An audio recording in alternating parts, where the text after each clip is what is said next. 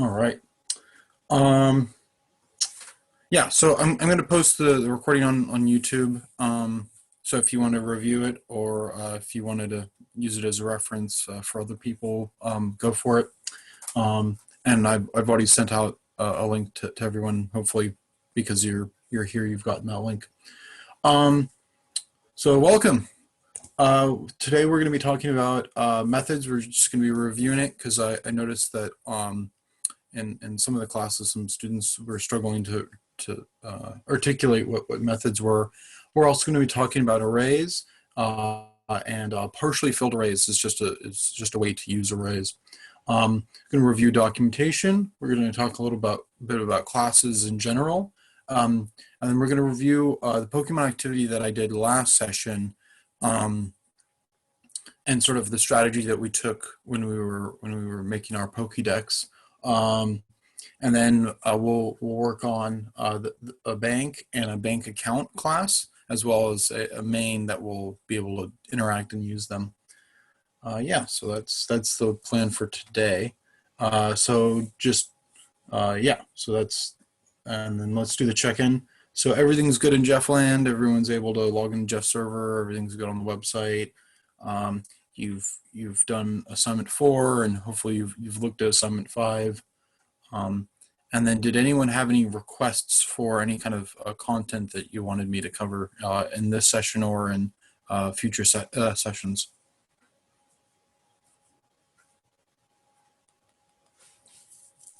I don't have anything specific, just kind of a general overview would be great.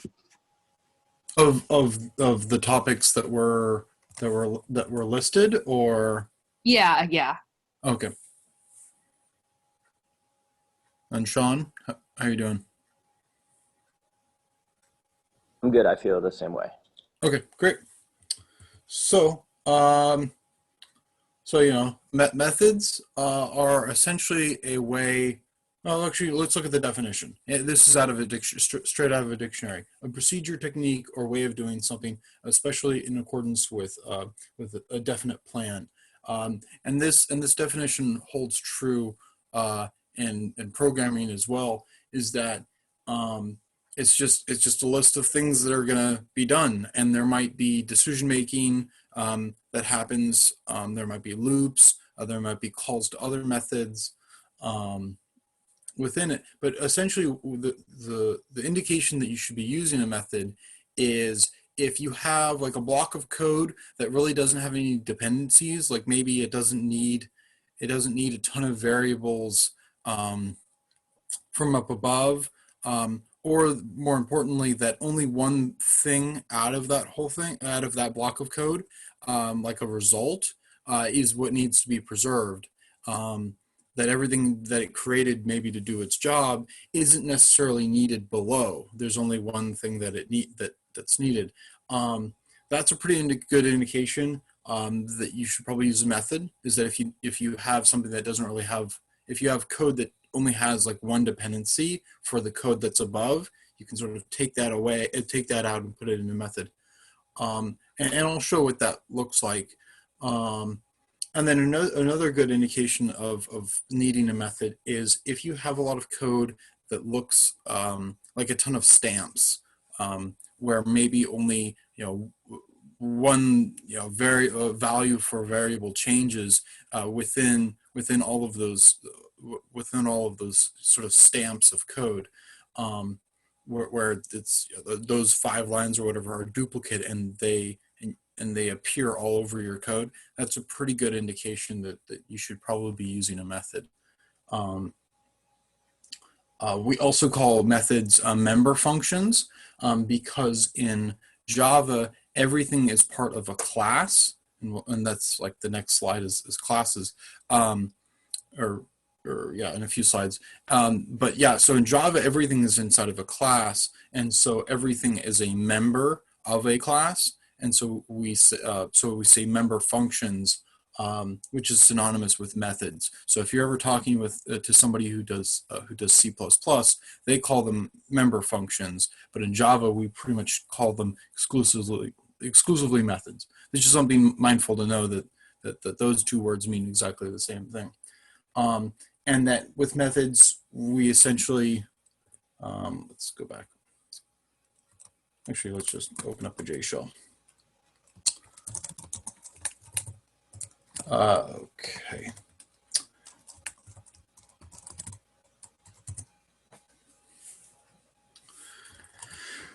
So essentially, a method is just going to be you, whatever you want to give back from it. So you have a type. So let's say that we're going to make a method that adds the number 2 to whatever we feed it. So essentially, so the return type that we're going to give is going to be, let's say, int for integer, and then then we need the name of it. So we're going to say add 2. And then we have arguments, and the arguments are or parameters is what we're going to give it. And so it's going to be the same type. So it's going to be int, and then we're going to say, like input or something like that. And then all we do, let's see, hopefully this isn't in the way. Let's move that out of the way. There we go. And then we're just going to return, input plus 2. And there we go. There's our function, or member function. There we go, method. So the thing to take away from this is that the first thing is what we're going to give back. What are we returning? What is the type of the thing that we're going to be returning? And this doesn't have to just be a primitive type. This could be also like a class instance that we made. Could be pretty much anything. But it can only be one item. You could have that instance contain lots of things. So like a class might have a ton of private or variables, and that's perfectly fine to return an instance of a class that contains lots of things, but you can only return one of them. Then the next thing is the name. And something to be mindful is that you can't, or you shouldn't have duplicate methods with the same name and the same types. So if I try to just do this again, it's going to overload it. And in a lot of cases, this is frowned upon because suddenly, maybe if somebody had changed this to like add 3 instead, it's and you're running the code, and maybe you're looking at this piece of code, it's not clear why your input's not working properly. And so this piece is called overloading or overriding, and there's a flag that you have to do when you actually have it pasted into a file. But the thing that we do see a lot more commonly is we see, so we're going to have this guy, is we see where they're different types.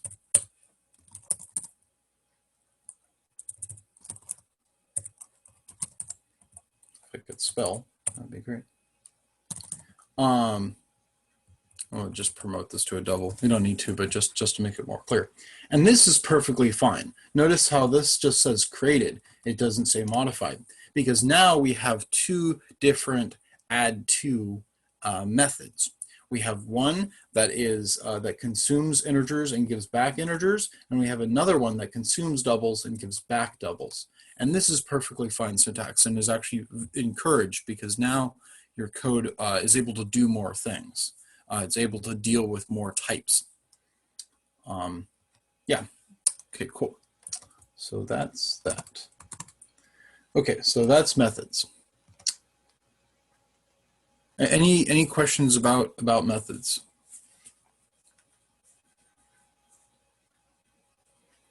Can we go over the standard syntax for that with the variable, and so kind of like a generic format for that with undefined variables? Yeah, so you mean when you say undefined variables, do you mean just like a generic type, or what do you mean?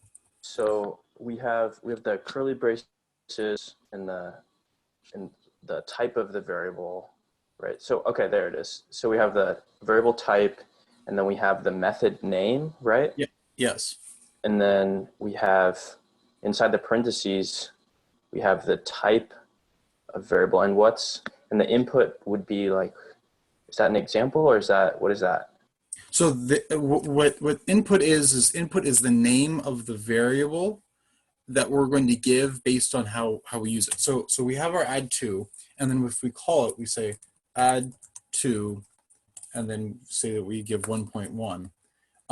What happens is that this 1.1 gets put into this variable input. That way, when we say input plus 2.0, what happens is that this gets replaced by 1.1.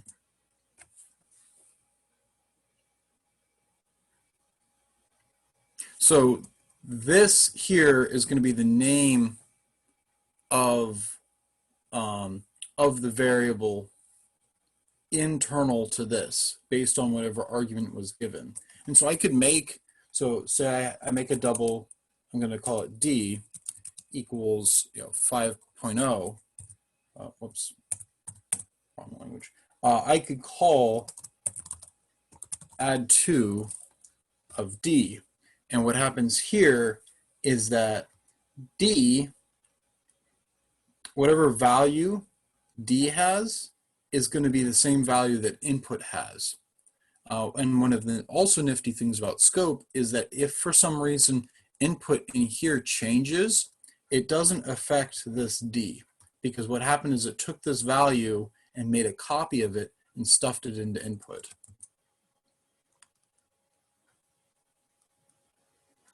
Oh, sorry, my scrolling sort of off a little bit.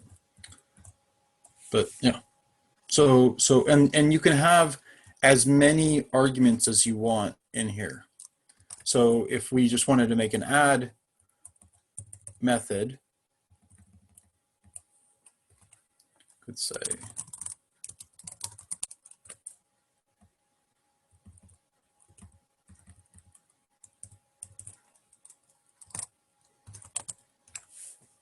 we could make something like this, and now we could say add, let's add D, which is 5 plus, and then we're going to add it to 3, and we get 8.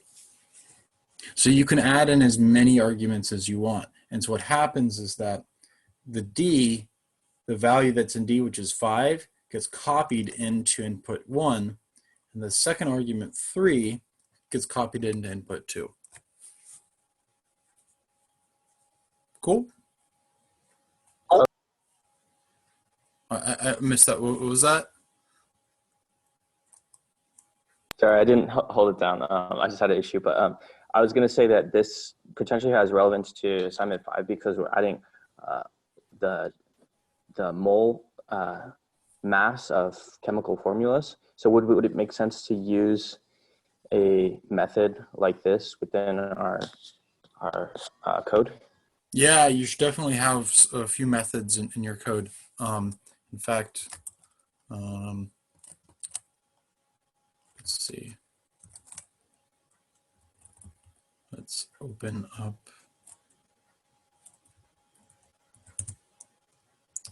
I think that he requires you to.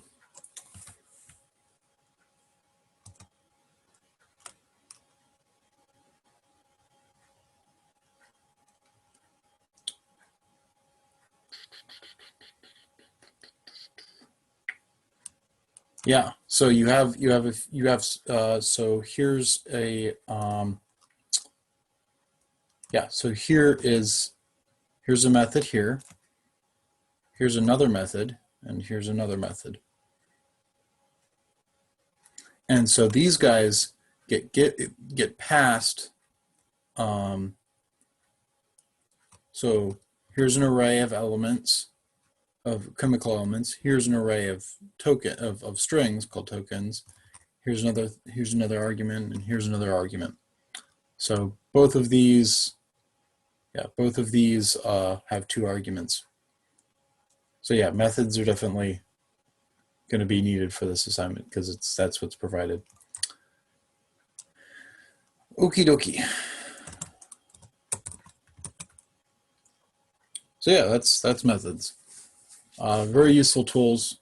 Allows us to break up tasks, and very fundamental to computers at even a machine level. When you're writing assembly code, there's things that are very much like methods at the assembly level. Okay, so arrays in general, we can think of arrays as like mail slots, or just a ton of lined up boxes, or whatever generic metaphor that you want. But all it is that we essentially, before, when we were making normal variables, we would only make one of these small little boxes. Oh, let me turn on the pointer so you can see what I'm. Oh, there we go.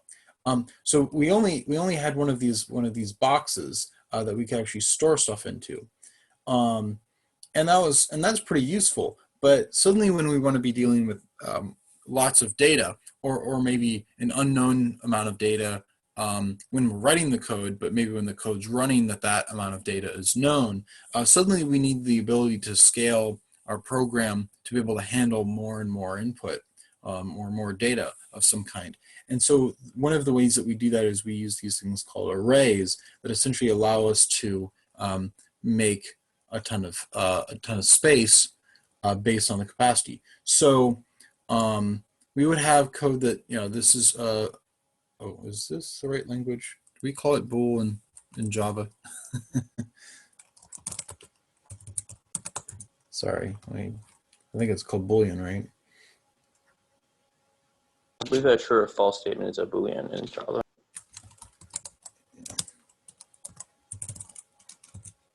Yeah, they're called Booleans. Sorry, this is a. Let me just fix this slide. Okay.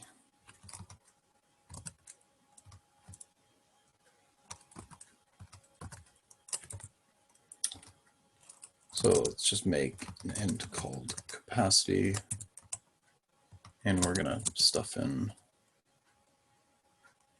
6 things. Okay, there we go. Okay, better. Yeah, so this is the syntax. So what I like doing is I like making a variable that's going to be, and actually I could even stick constant in front of this, a variable that's going to hold the size of the array, and then I'm going to feed that in. So that would be the same as if I just had put the number 6 inside of these square brackets. And then I'm going to call it B array, B underbar array, and it's of type Boolean. So these slots, essentially all that's happening is that when I make this, all of these slots get created. And in Java, we're fortunate enough that it sets all of these to false automatically, but we don't get that in a lot of other languages. So for example, in C or C++, when you make an array, you inherit whatever was left over in memory in that spot. And so we consider that garbage. And so it's important, it's important for us to know that in Java, these are false, but that's not going to be the case in a lot of other languages. But also that we should be mindful that we don't necessarily know if we're using this spot yet. So even though these are all given to us as false initially, maybe we should still continue to treat it as garbage because we haven't established that we're going to be using it yet. And so these, oh, there's capacity is 6 right there. Oops. So what we do is with partially filled arrays, and this is just a strategy to use arrays, is that you keep track of you keep track of where you're using it or how much of it that you are using. And so the way that we do that is we make yet another variable. So in this case, oh, my pointer keeps vanishing. In this case, we make size. And size tells us how much of the array are we using. And so when we start off, we're not using any of it. it's all empty as far as we're concerned, but we still made it of size 6. It's just that none of the data that's inside of it is particularly useful for us. And so what we can do is we can go into a particular spot. So we go to the 0th spot, so that's this guy, and then we set it to true. So equals true. So we set it to true, and we do that for the next spot. We set it to false, and then we'll set size to 2. And so now we have essentially this imaginary line right here that tells us what part of the array are we using and what part of the array aren't we using. That way we can, when we're searching for something or whatnot, that we know what part, where have we been, what have we put values in. And when we go to insert into the next spot, we know that we could say b underbar array at 2, so, or at size, and then we insert something, and then that would go here. And we could then say size plus plus, or we could combine that to be all one line. To be b array, yeah. Let's see. Actually, I'm sure I have a notepad somewhere. All right, we could say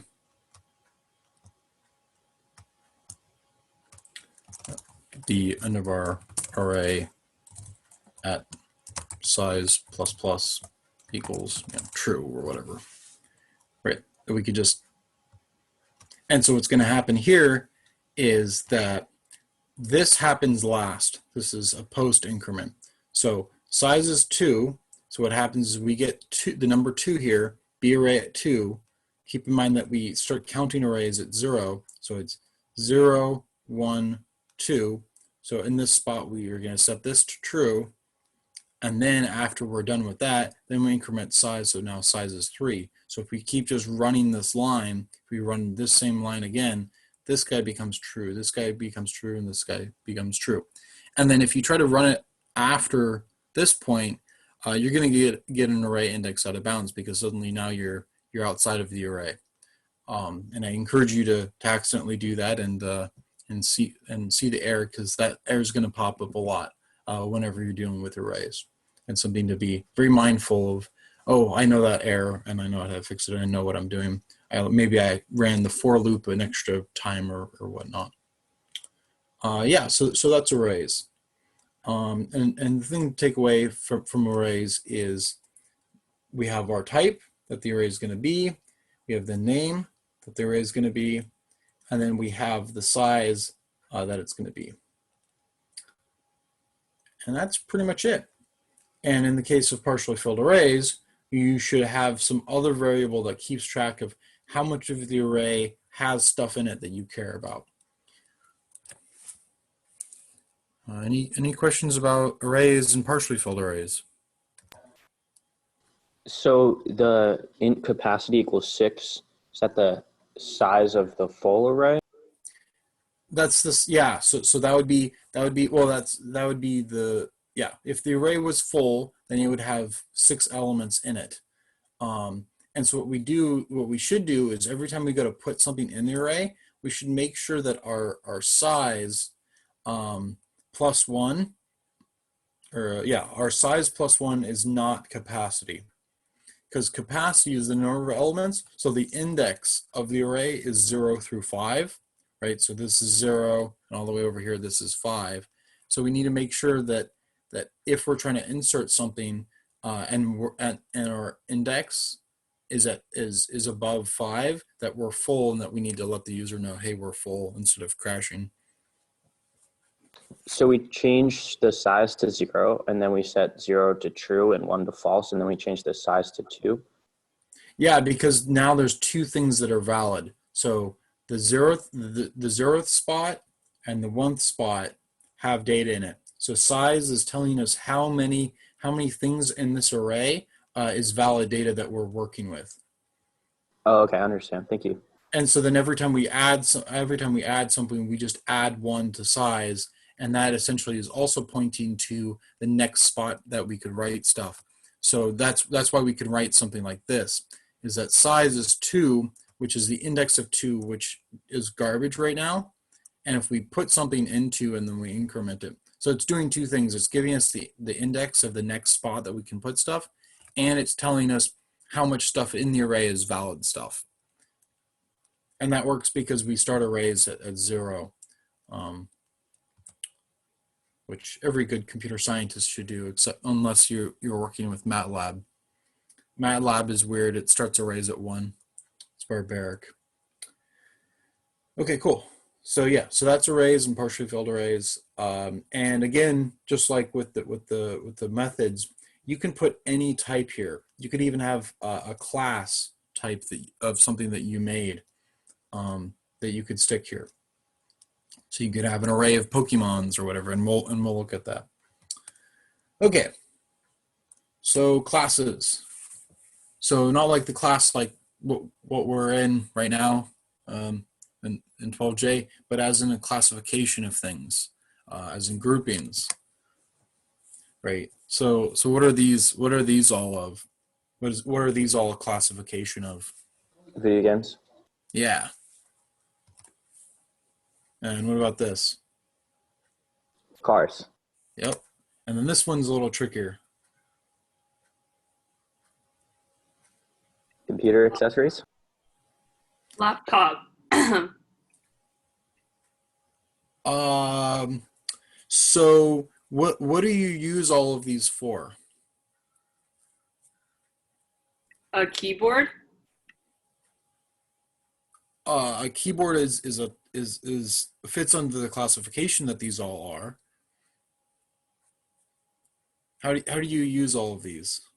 What do they do? Input. Yeah, input. So this is a human interface device, and specifically these we use to move the mouse around, right? So these are all classifications of things. So we've got our video games, we've got our cars, and then we've got our human interface devices. And this is an important skill to be able to do, is to be able to look at a ton of things and say, how can I group these things all together? And then can I write code to be able to generically handle all of those things? And so like with video games, what attributes do you think all of these have, or might be important to somebody?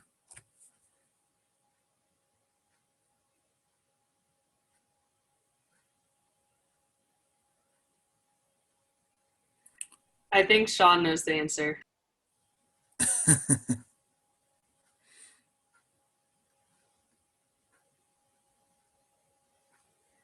Can you repeat the question?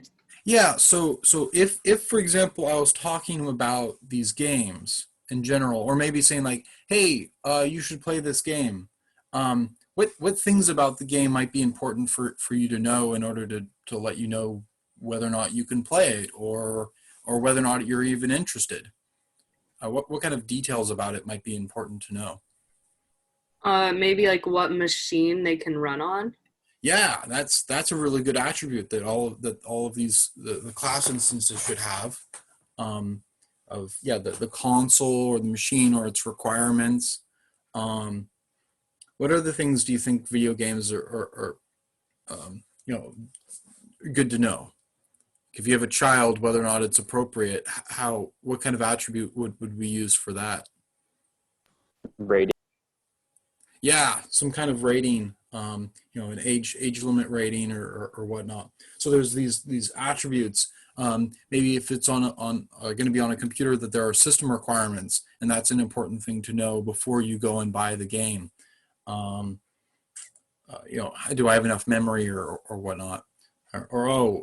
It said PlayStation, but it's actually PlayStation blah blah blah or whatever. That there might be additional detail based on just even the system itself, or like was it like Legend of Zelda required you to not only have there was Majora's Mask. It required you to have an N64, but the N64 had to have a memory upgrade, and so that was something really important to know, because people would buy the game, they would plug it in, nothing would happen. So those kinds of extra attributes of requirements could be put into all of this. And maybe even a classification of classifications for all of these, of like what kind of game are these? right? We have these builder games, like these free world builder games. We have these strategy reaction time games. We have these I don't know, a driving shooter up game.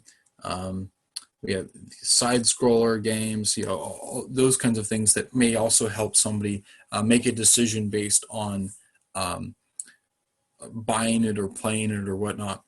And the things that are important to somebody about whatever this class is, whatever the class is that you're writing, may change based on how you're using it. So if you're a store, right, you're going to be like, and you need to store this in your database. Maybe you don't care about the memory requirements. Maybe all you care about is the name of it and the price and its rating, or how many you should have in stock at any given store. So the way that you use the class is going to be different. And if you change the class to sort of fit those needs, that's along the lines of like Hoffman coding, where you're changing the code based on how you know that it's going to be used. And then what about cars? What kind of things do we probably care about cars, or help us distinguish between one car and another car? Price. Yeah, price is important. What else? Horsepower. Okay, yeah, horsepower. Year. Yeah, the year is pretty important. Maybe number of wheels attached. Yeah, so those kinds of things. Does it have air conditioning? But there's lots of attributes that a car could have. Yeah, how big is it? How much trunk space does it have? And those attributes that we give this car class is going to be different depending on how it's going to be used. Like if, for example, I wanted one for how many different for all the cars in my driveway, I might need to have a variable for the license plate numbers and what color the car is, and what insurance is it under, or things like that. That it's going to be more specific to me versus maybe the cars that are in front of a dealership, right? They're going to use, as Sean suggested, the asking price and the things like that.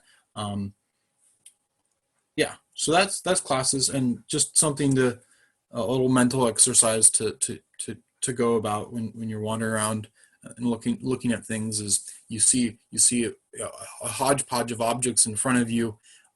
Is there a way that you can sort of classify them all together? Are there shared attributes that they have? And it may not even be that they have anything in common besides their location, but that should be good enough, because now maybe you have like an X, Y, Z position relative to something, and those are the class attributes that you have that you're using for them. Yeah, so you can pretty much throw anything in some kind of class. Okay, and then we'll look at an example of classes in both of the Pokemon activity and the bank activity. Okay, so documentation.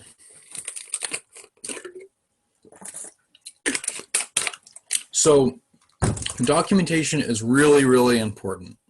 I cannot stress it enough. And what happened, and the reason why I can't stress it enough, is that over time we forget. I'll open up a program from even a month ago, and I will have if I didn't leave really good documentation, I will have no idea where I left off. And I am very much guilty of working on lots of projects simultaneously. And I have code all over the place, like in the world and physically. And it's very hard to keep track of where I left off. I only have so much whiteboard space. I have, let's see, within arm's reach, I have 1, 2, 3, 4, 5, 6. I have 6 whiteboards that have stuff on them within arm's reach, and that's still not enough for me to keep track of where I left off on things. And so There's a way that in code we can essentially remind ourselves where we left on things. There's a flag called to do that tells me like, hey, I remembered to write this message that I still need to do this thing. And there's two kinds of comments that we have. We have the inline comment that is literally like on the same line, typically at the end of the line, that you're going to write this inline comment. And there's a thing called a block comment. Block comments, traditionally you use if you have lots of lines of comments, like a block of comments. You can use a block comment in the middle of a line. It's frowned upon and makes it really hard to read, but you can. And for the second line, code rot is real. So the world around us is always changing. That's a generic statement. But what happens is that our code may be totally robust and may be perfectly fine. But what happens is that all of the code around our code breaks or gets upgraded, and that's in air quotes, you can't see my air quotes. It gets changed in a way that suddenly it doesn't behave the same way that it should. And so what happens is that it breaks our code because maybe our code was depending on it working a certain way, and then it stopped working that way and started working some other way that maybe made sense to that developer or whatever.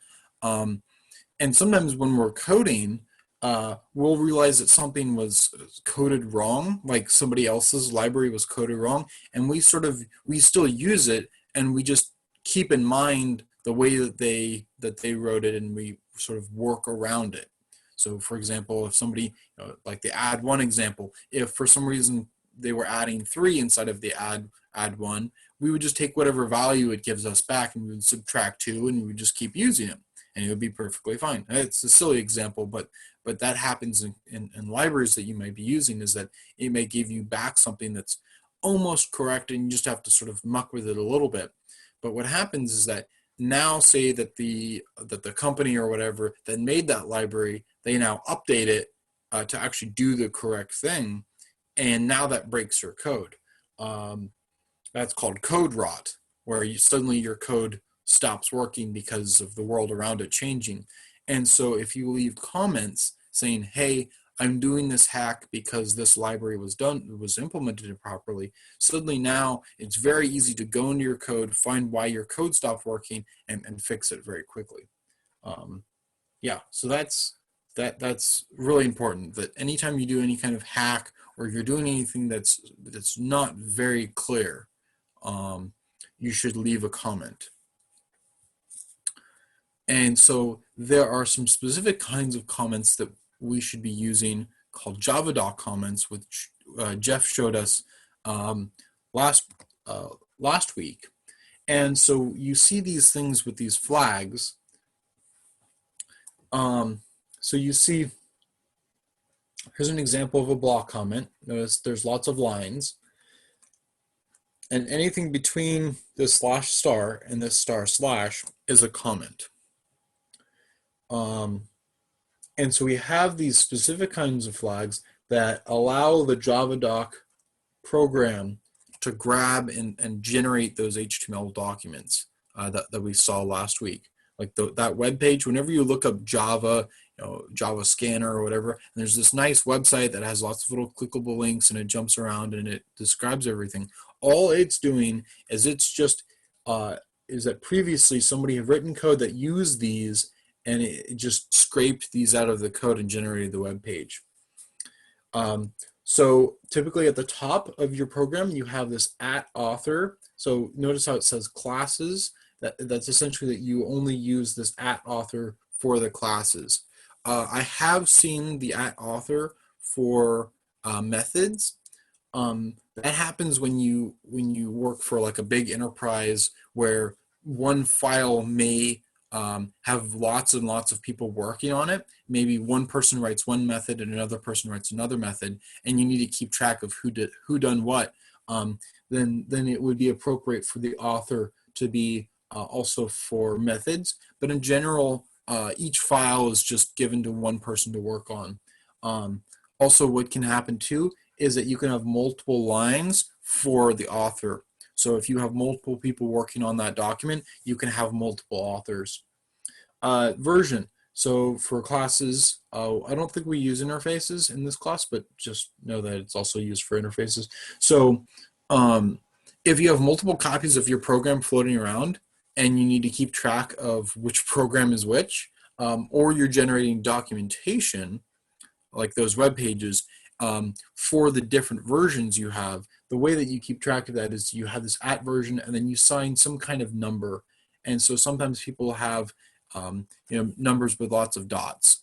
Like they'll have the release, like the version, the release, some update or patch, and those are all separated by periods. So essentially let's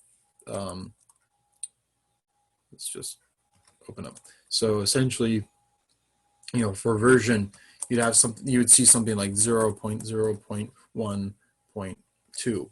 And so this indicates to us there's not been a release, there's not been like an upgrade. The developer compiled it and it worked once or something, and then here there's two things fixed, but haven't been tested yet. And essentially what happens is that this number, like here, if we saw a version that looks something like this, then we know that the code is probably robust. It's been around for a while. There's been a lot of releases, and then this, if we ever saw something like this, then that would mean that would be a specific build that was given by the developer that they were happy with and just wanted to use that.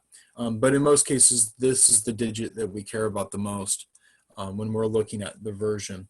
And so this is a way for us to keep track of how the code's changed, or if you're looking at old code. A lot of times I've been called over and people are like, hey, the code's not working, and I open up and I look at the version number and go, oh, well, yeah, this is a year old. How'd you get this? Let's give you the new thing that's not so broken. So that's a useful way of debugging pretty quickly. Param or the arguments.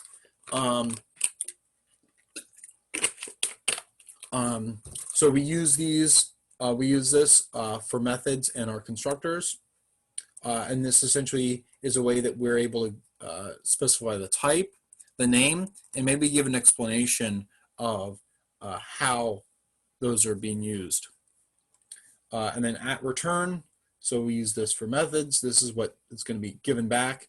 And again, we would say the type, maybe the name, and then an explanation. So like for add one, right, for a param, we would say like param would be input, and it would be the input that's going to be added to or something. And then return, we would say input +1 or something like that.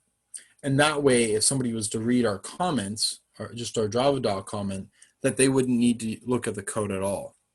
And that's very useful. And then at exception, we saw Jeff from the previous exercise when we were using the scanner, that we in main would write throws and then exception.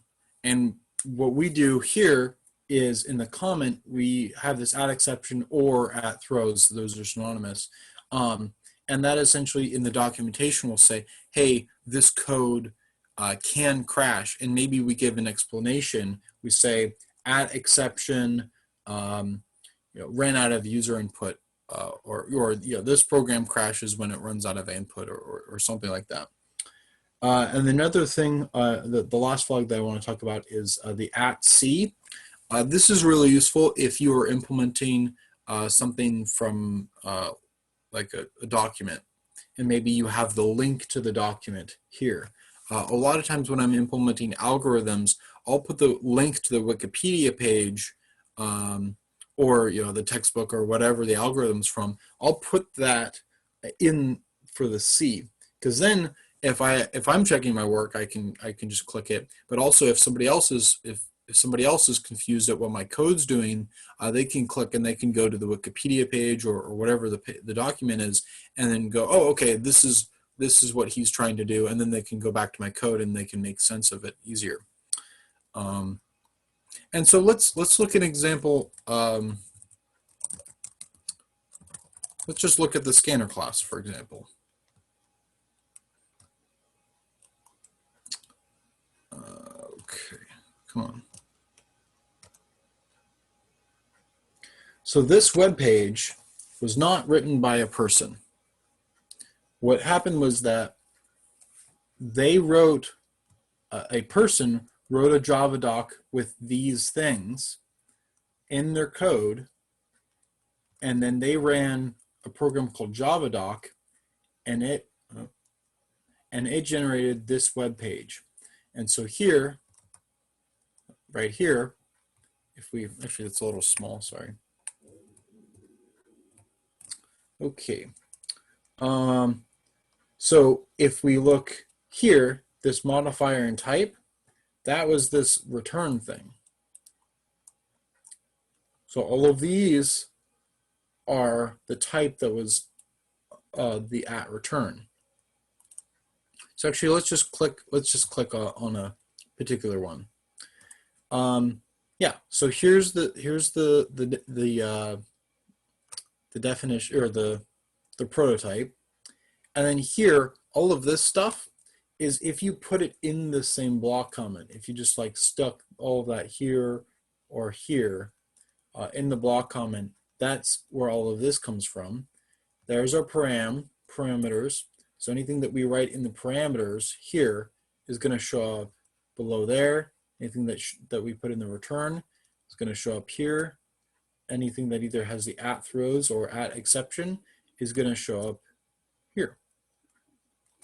And so that's one of the really nifty things about Java is that people really like Java because it is very well documented. And the reason it's really well documented is because this whole process of generating these pages is fully automated. And a lot of other languages have adopted that to copy Java. And actually, what's great is that you can do Javadocs in C or C++ code, and you can generate these web pages using Javadoc, because the way that we do comments is identical. Yeah. So any questions about documentation? I cannot stress it enough how important documentation is.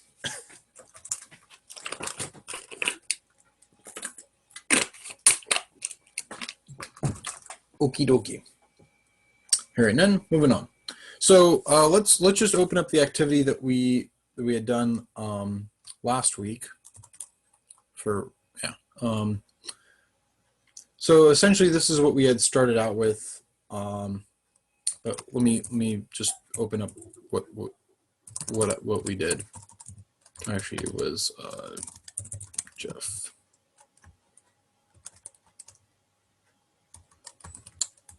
Where did I put Pokemon?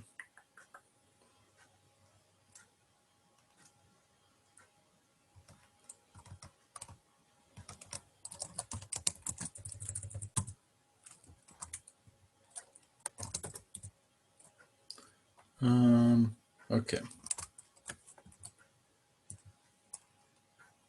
Let me fix that.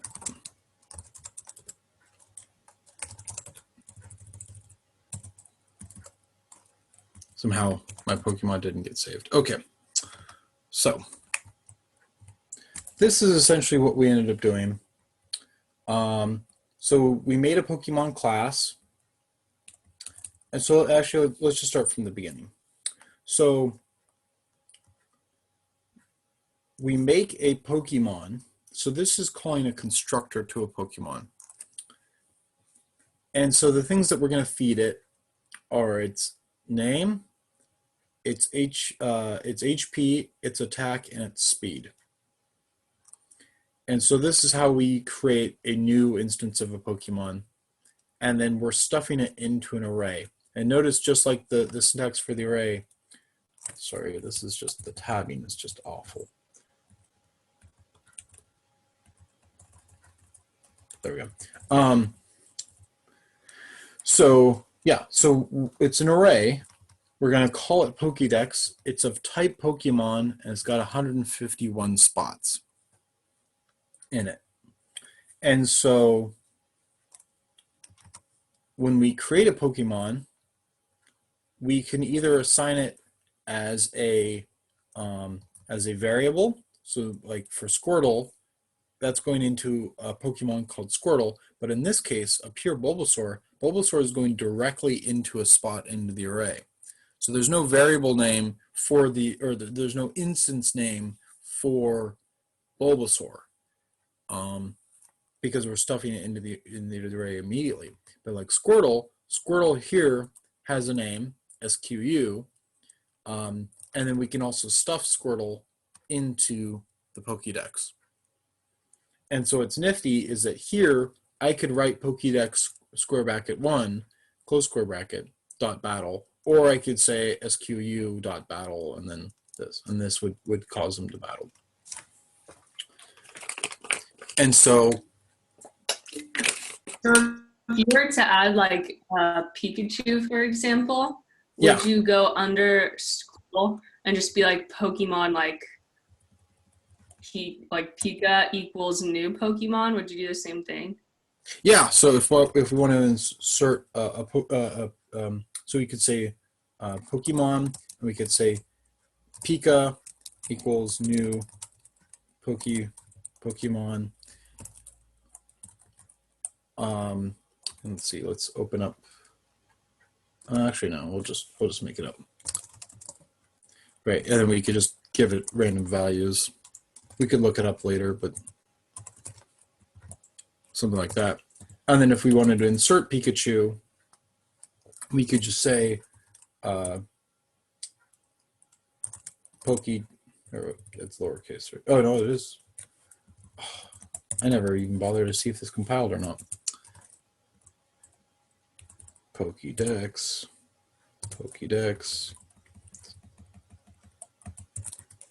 There we go. Yeah, and then if we want to insert Pikachu into the Pokédex, we could say like that.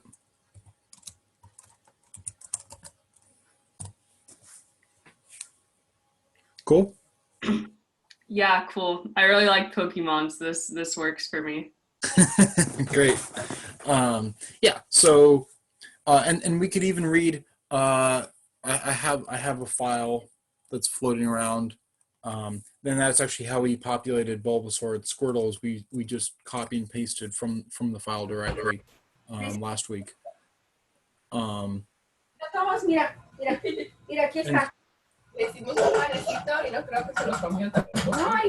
Romero. Yeah, let's mute. Oh, okay. Oh, he's gone now. Okay. Yeah. So we could do some file input. That's why I had this little read comment that I could go through, and we could read a file that is a full Pokédex, and we could populate this array. We could do that, and we should be able to do that. Okay, so the things that we care about though for Pokemon for the time being is is its name, its HP, its attack, and its speed. And so we make those private because maybe we don't want somebody to necessarily breach in who's outside of our class and mess with these attributes of a Pokemon. That we only want to change those stats from inside of the class. And so we make setters and getters to do that for us. So the first thing that I'm just gonna, before we go into the setters and getters, here's a print. This is a method for a particular Pokemon. So I could say Pika dot print like that. I can say to an individual Pokemon instance, hey, I want to do something that is part of the class. I want to call a method, and so one of the methods is called print. And so here we're going to get name, Pika, HP 50, attack 50, speed 50, and that's what that does. Okay, so let's go into the setters. Or actually, yeah, so let's go into the constructors first. So we have two constructors here. We have what's called a default constructor, which is this guy, and it's not particularly useful. Notice that the Pokemon will immediately faint upon battling, and that the Pokemon can't do any damage and has no speed. It's good to have a default constructor that sort of just sets everything to values that will be very immediately recognized if for some reason you accidentally call it. And so, for example, if we wanted to make a blank Pokemon, we could just say Pokemon blank equals new Pokemon, and like that. Now we could say like blank, dot battle Pika or something like that. Right down here, we could do that. Blank dot battle Pika, and blank is not going to survive too long. It's going to faint pretty quick, like the first round of the battle. And the idea being is that when we go to print out blank, if we were to do that, if we said blank dot print, we would see name, and then we would see this none name. And that's a pretty good indication like, oops, we forgot to set this Pokemon's name, or that we called the wrong constructor. So it's important to have a default constructor that sets things up. Depending on what kind of class that you're using, maybe it's the Dollar Tree and you're using a class for an inventory system. Maybe you want to set your price to all items to be $1 as the default constructor. So when an item is added to the store, maybe you don't know its name yet or whatever. You just know, hey, shipment of this many things showed up, and we're all going to charge them all $1 each. So you can do things like that for default constructors. Any known data that you have about something, you can set it up in the default constructor. And this is also useful if you have a game that you have, generic enemies that maybe they have generic attributes. And so you would make those as part of the default constructor. So maybe if I wanted a generic Pokemon that could actually do battle but wouldn't be that fierce of an enemy, I could put in a very small HP and a very small attack and a very small speed, just to have some kind of nuisance Pokemon floating around that doesn't really have any kind of useful attributes, but it's still usable for the purposes of the game. So to the second constructor, the overloaded constructor, which is the far more useful one that we're going to be using, it has lots of arguments. Right? We've got 4 arguments. We've got the name, the HP, the attack, and the speed. And something to be careful of is in most languages.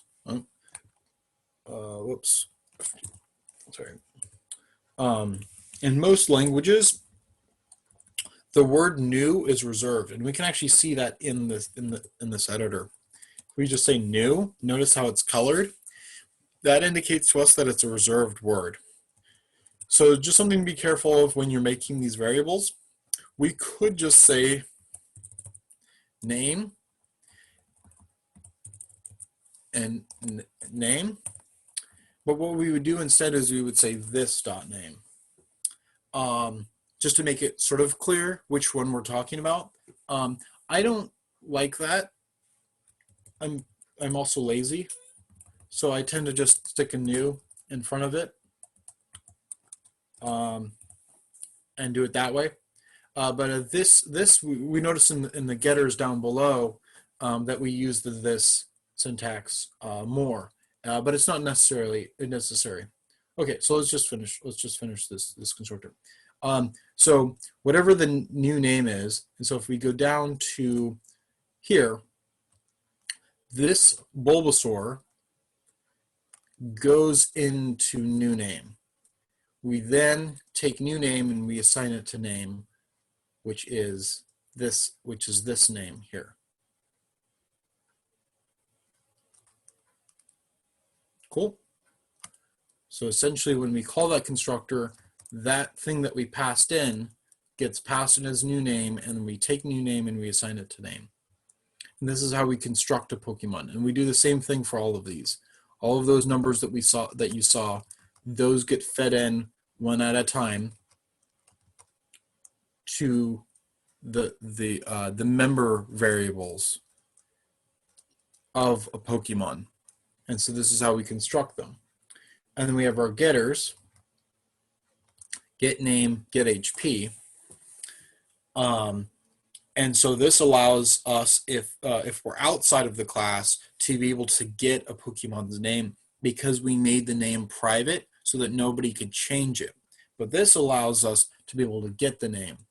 And we just say return this dot name. A lot of setters and getters are one line, and that's pretty common.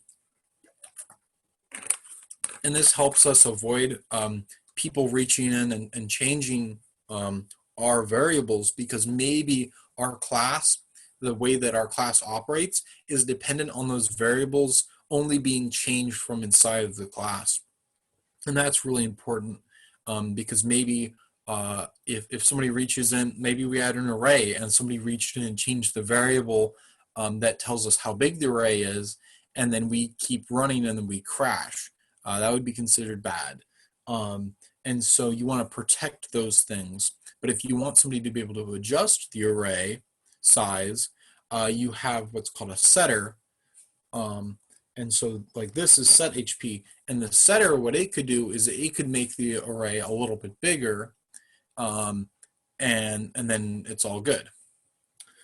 So the setters allow us to check things in advance before we immediately just change the variable, like what would happen if main was doing that, for example. And so with a Pokemon, they can't have negative HP, but maybe when we're dealing battle damage, we want to be able to have a negative damage, pass it into set HP, and if set HP notices that it is negative, it's just going to set it to 0 and the Pokemon is going to faint. It's not like D&D where at -10 you die. With Pokemon, they just faint and then you're good. You go to the Poke Center and it's all hunky-dory. Yeah, so here, when we're dealing with battle damage, right, the battle code doesn't have to know that HP stops at 0. That the setter for setting the HP, it will essentially make sure that it stops at 0. And that helps make the writing the battle code much easier. Yeah, and so essentially we're checking our bounds to make sure that that if we are negative, that we're 0, and then we set it. And so this allows other classes or other things external to our class to be able to go in and set the HP. But this will enforce that the HP is always positive. It's either 0 or positive, depending on if you consider 0 positive or not. That's highly debated in math. Yeah, so that's the Pokemon activity that we did last week. Any questions about the Pokemons? What's your favorite Pokemon? That's not a fair question. I don't know. Either Sceptile or Quasar, depending on how you pronounce it. Sapphire was my homeboy. I spent way too much time on that game. If such a thing is possible. Okay, cool. So that's Pokemon. Any questions about any of the code that we were looking at here?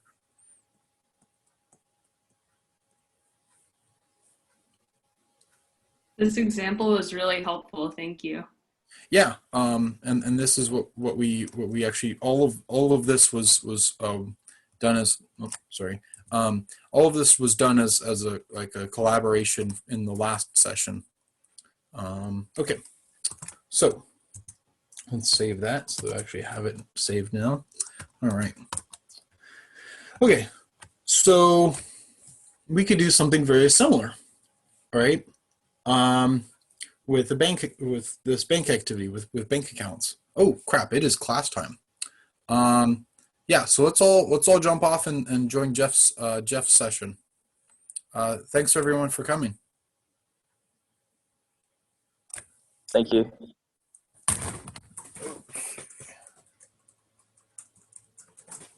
Okay. And